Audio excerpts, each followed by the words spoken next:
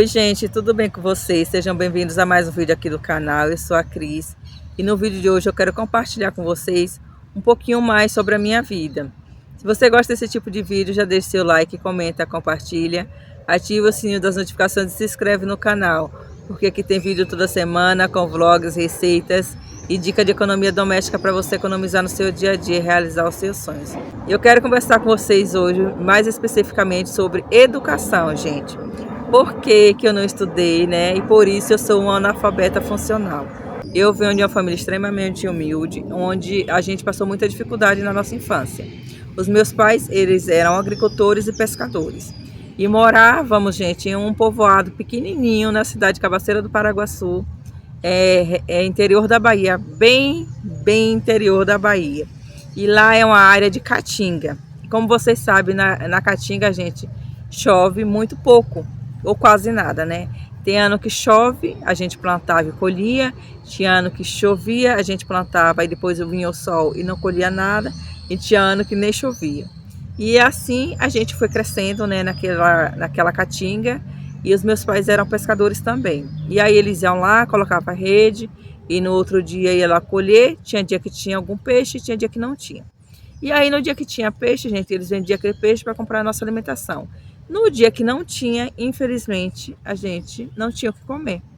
E foi anos de dificuldade. Até que eu cheguei aos 15 anos de idade e por obrigação, por necessidade, eu fui trabalhar como empregada doméstica. E lá, né, nesse trabalho, a primeira coisa que as pessoas falavam é: aqui você não pode estudar, porque eu preciso de alguém para cuidar da casa e dos meus filhos enquanto eu estudo. E quando você era pequena, Cris, por que você não estudou? Gente, eu estudei o primeiro, o segundo e o terceiro ano, né? Porque lá onde a gente morava, como já disse para vocês, era um povoado. E nesse povoado só tinha essa escolinha. Aí ensinava a primeira, a segunda e terceira série. E aí, para você estudar as demais séries, você tinha que ir para um outro povoado bem distante. E a gente não tinha como ir, porque éramos pequenos e precisava de um meio de transporte e a gente não tinha. E volta e meia te comprar um lápis, um caderno, um material que nem sempre a prefeitura daquele lugar dava e a gente não tinha condição de comer. Imagine comprar um material escolar. Por isso a gente não estudou quando era pequeno e quando cresceu não estudou por conta da necessidade de trabalhar.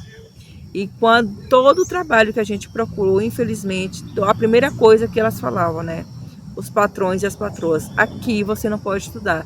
Se você tem um sonho de estudar, aqui não é o seu lugar, porque a gente precisa de alguém para cuidar da casa das crianças enquanto a gente estuda. A prioridade era eles e não nós. E por conta da necessidade, a gente se submetia a isso, porque ou era aquilo ou passar necessidade. Para vocês terem uma ideia, gente, do quanto de necessidade que a gente passava, eu calcei o meu primeiro sapato aos 12 anos de idade. Isso mesmo que vocês ouviram, eu calcei o meu primeiro sapato aos 12 anos de idade. Eu tinha a idade da minha filha quando eu calcei o meu primeiro sapato, gente. Olha só que loucura. E vocês calçavam o quê? A gente calçava, naquela época, a Havaiana era um calçado que só os pobres, miseráveis mesmo calçavam. E era o nosso sapato, era a Havaiana. Vocês não calçavam sapato, como é que vocês saíam? A gente não saía, como eu falei para vocês, a gente morava em um povoado, no meio do nada, e sair para onde? Não tinha para onde sair. Era ali o dia a dia, era um dia após o outro, não tinha lugar para sair. Então, o nosso sapato era a Havaiana, né? Que era o calçado que o pobre podia comprar na época. Hoje a Havaiana é um artigo de luxo, né? Caríssimo. Mas naquela época era o sapato que o pobre usava. Quando você via alguém calçando a Havaiana, era pobre. O meu primeiro sapato eu calcei aos 12 anos de idade. Não que meus pais tenham comprado, porque eles não tinham condição de comprar, tá? Foi uma doação. Eu tinha uma tia, né? A minha mãe, ela tem uma irmã, são duas, né? A minha mãe e a minha tia. E a minha tia trabalhava e ela comprou um sapato para ela. Gente, na verdade, assim, hoje eu me lembro que era um modelo parecia com a All Star, mas eu não sei te dizer realmente se era um All Star. Eu lembro que ela comprou esse sapato, aí quando ela foi nos visitar, ela viu que eu já estava com 12 anos e não tinha um sapato. E aí ela falou que o sapato estava incomodando ela se eu queria. Mas eu percebi que não estava incomodando. Ela quis me dar o sapato para não me constranger. Ela falou que estava incomodando e se eu queria aquele sapato. e foi a primeira vez que eu botei o pé dentro de um sapato. Banho com sabonete, gente. Eu fui tomar banho com sabonete, eu fui escovar dente, né? Ter escova de dente, ter um creme dental para escovar os dentes aos 15 anos, quando eu passei a trabalhar como empregada doméstica. Isso é para vocês verem o quão era grande a dificuldade que a gente passava. Se a gente não tinha o básico nela, que era a alimentação, imagine sabonete para tomar banho, imagine escova para escovar os dentes, né? Creme dental. Imagine o creme para passar na pele, para passar no cabelo. O nosso creme, gente, sabe o que era? Era óleo, o óleo de cozinha mesmo, sabe? Que a gente passava na pele para hidratar. O creme de cabelo era também um óleo de cozinha, que cozinhava e ali mesmo já tirava um pouquinho para passar no corpo, para passar no cabelo. E banho, gente, era com água pura ou às vezes com sabão mesmo de lavar roupa. Quando tinha, que nem sempre tinha também. Se a gente vivia nessa extrema pobreza, como estudar, né? Como os pais ter sonho de colocar seus filhos na escola, de dar educação. Além deles não terem essa educação, eles não tinham a possibilidade, né? Eles não tinham o dinheiro para custear isso. A gente mal tinha o que comer. E é por conta disso, gente, que hoje eu sou analfabeta funcional. Eu consigo ler alguma coisa, consigo escrever alguma coisa. Dificuldade de fazer conta. Eu tenho dificuldade em fazer uma redação. Eu não consigo, né, pontuar. Eu não consigo os acentos. Eu não sei fazer. E é por isso que vocês veem aí nos vídeos, né, alguns erros de português, de pontuação. O meu vocabulário ele é limitado por conta dessa falta de estudo.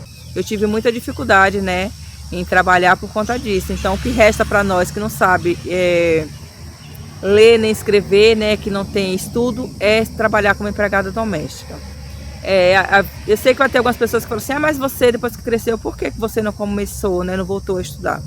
Gente, como eu já disse para vocês, a maioria dos trabalhos que a gente conseguiu, né, a primeira coisa que eles falaram era que não poderia estudar, e por conta da dificuldade, da necessidade, a gente foi obrigada a aceitar essas condições. E quando eu vim aqui para São Paulo, eu até tentei voltar a estudar, mas aqui as dificuldades são outras, gente. A longa distância do percurso que a gente tem que fazer para estudar. Por exemplo, eu moro em uma favela na cidade de Morro das Artes, certo? Hoje eu estou trabalhando aqui no Morumbi. Antigamente eu trabalhava no Itaí Bibi, que é mais longe ainda. Se eu procurar uma escola aqui no Morumbi para estudar, eu vou chegar em casa, né, que horas? Se a escola terminar por volta de 10 e pouquinho da noite. Aí eu pegar um ônibus para chegar em casa. Se eu for sair daqui para ir para casa estudar, eu pego o trânsito, eu chego em casa também já atrasada, eu não consigo ir à escola lá. Ou seja, de qualquer forma, a gente ficamos presos a isso, pela dificuldade, né, pelas oportunidades que a gente não teve lá na infância. Hoje a gente continua não tendo por conta de uma coisa ou de outra. Para nós tudo é mais difícil. Aí depois veio a minha filha, né, ela nasceu. Com quem deixar a tua filha para tu estudar se tu não tem ninguém para deixar? Só tem tu para cuidar. É o meu caso, né? Ela só tem eu para cuidar. Então, se eu falo assim, a partir de hoje eu vou estudar e eu tenho que deixar a Sofia com quem? Com ninguém, porque não tem ninguém para deixar. Então, eu continuo com dificuldade em relação a isso. E o pouco tempo que eu estudei, gente, eu vou contar para vocês como que era, tá?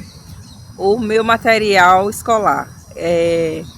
A gente tinha um caderno, né? Um caderno, um lápis, uma caneta e uma borracha. Esse era o nosso material escolar. E onde que você levava o seu material escolar, Cris? Você tinha uma mochila? Não, gente. Sabe o que era a minha mochila? A minha mochila era um saco de arroz. Sabe esse saco de arroz de 5 quilos que a gente compra? Era essa a nossa mochila. Tá? A gente colocava o caderno dentro desse saco de arroz de 5 quilos.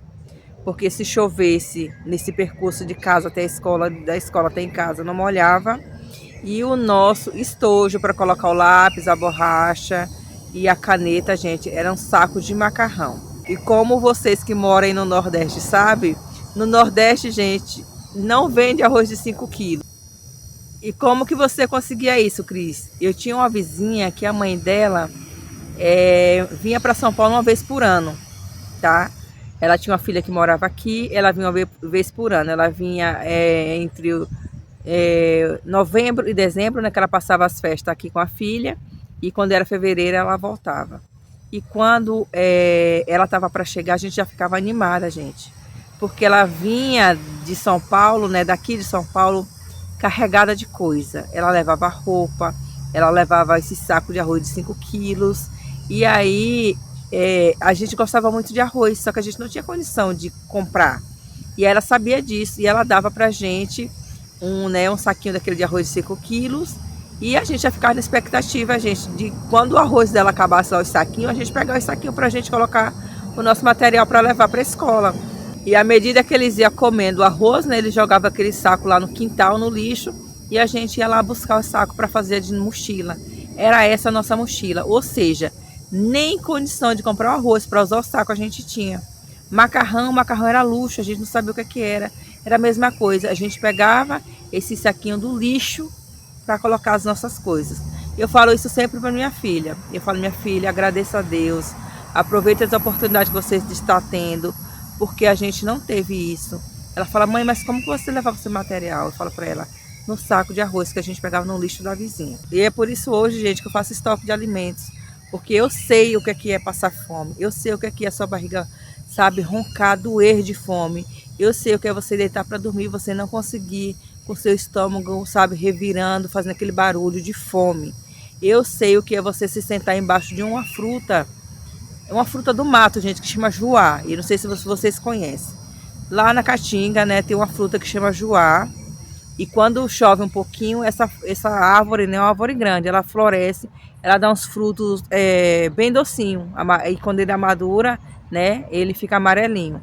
Vocês sabem o que é você se sentar embaixo de um pé de fruta daquele, que você dividia com os animais, né, com as vacas, com as ovelhas, as cabras, e você sentar ali e comer quilos daquela fruta com caroço e tudo, engolir com caroço e tudo, para você sentir saciada, para você sentir o peso no estômago, para dar volume no seu estômago, porque o seu estômago estava roncando, sabe? Fazendo aquele barulho de fome. Eu sei o que é passar por isso, gente. E é por isso hoje que eu faço estoque de alimentos. Tem muita gente que fala para mim assim, nossa, você agora virou acumuladora, gente. Só quem sabe é quem passou, tá? Então eu prezo muito a minha alimentação. Tem pessoas que falam assim, nossa, como é que você passa a semana com R$70? Gente, R$70 para mim é luxo. Ter frutas todo dia na minha mesa é luxo, ter proteína na minha mesa todo dia é luxo. Ter comida todo dia na minha mesa para mim é luxo. Por isso eu faço estoque de alimentos, por isso que eu prezo tanto pela alimentação, porque eu sei o quanto foi difícil para mim, quanta fome, quanta necessidade a gente já passou. E eu vou falar para vocês, é muito, muito, muito difícil quando você não tem estudo, quando você não tem educação, quando você não tem conhecimento. O que eu tenho para falar para vocês hoje?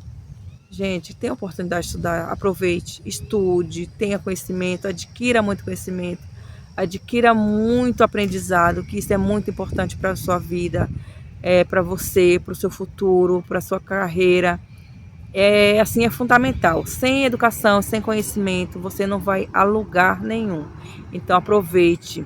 Eu olho para essas meninas jovens de hoje, né, com todas as oportunidades ali pela frente, que os pais fazem sacrifício para ter educação, não querem saber estudar, não querem saber de fazer um curso. Aí eu falei, gente, mais tarde vai ser tudo mais difícil para vocês, aproveitem agora. Não, né, não seja obrigada a trabalhar como empregada doméstica, porque aí quando você acordar daqui a 10, 15, 20 anos, vai ser tarde demais para você. Aproveite agora as oportunidades que Deus está te dando, que teus pais estão te dando, né? Aproveitem, não vá trabalhar nesse ramo, porque você fica presa. Gente, o empregado doméstico hoje ele é preso, ele não pode fazer o que ele quer. Você acha que eu queria ir trabalhar agora? Não, eu estou sendo obrigada a ir trabalhar agora, porque eu preciso desse dinheiro para viver. Eu saio da minha casa às 6 horas da manhã, eu volto para minha casa às 6, 7 da noite. Então eu passo o dia fora de casa. Eu não curto a minha casa, eu não aproveito. Eu fico muito triste quando eu chego na minha casa e tá assim, precisa ser limpada. E eu tô cansada, eu não consigo limpar. Mas eu passei o dia todo trabalhando, limpando a casa de outra pessoa. A casa daquela pessoa tá limpa e a minha tá suja. É muito triste, sabe? É muito triste. Então eu falo para vocês, meninas jovens de hoje, estude, adquira de conhecimento, para ter um emprego diferente do nosso, sabe? Que vocês tenham mais flexibilidade, que vocês tenham mais tempo, que vocês tenham tempo para vocês, para cuidarem de si, da sua casa, dos seus filhos, mas que mesmo assim vocês consigam trabalhar, mas um trabalho com menos, como é que eu posso dizer? Um trabalho com menos esforço físico, um trabalho que não sugue tanto de você, um trabalho que não te maltrate tanto, sabe? Então cuide, gente, cuide enquanto há tempo. Meninas jovens de hoje que têm a oportunidade de estudar, aproveitem, aproveitem, aproveitem. Porque sem o conhecimento, sem estudo, né, sem aprendizado, a gente não chega a lugar nenhum. Bom, gente, esse foi o vídeo de hoje. Espero que vocês tenham gostado. Se você gostou do vídeo, já deixe seu like, comenta, compartilha, ativa o sininho das notificações e se inscreve no canal. Beijo, tchau e até o próximo vídeo.